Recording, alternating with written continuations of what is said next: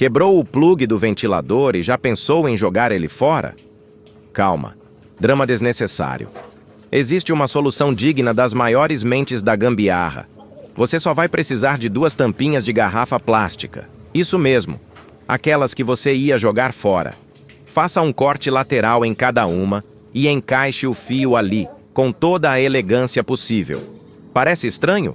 É porque é mesmo, mas funciona. Essa estrutura improvisada vai segurar o fio no lugar e te fazer sentir um verdadeiro inventor. Agora, o toque final, o grande segredo.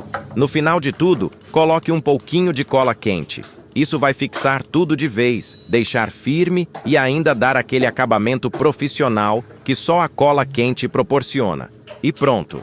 O plugue do ventilador renasceu das cinzas, e tudo graças a 2 tampinhas e uma boa dose de criatividade elétrica.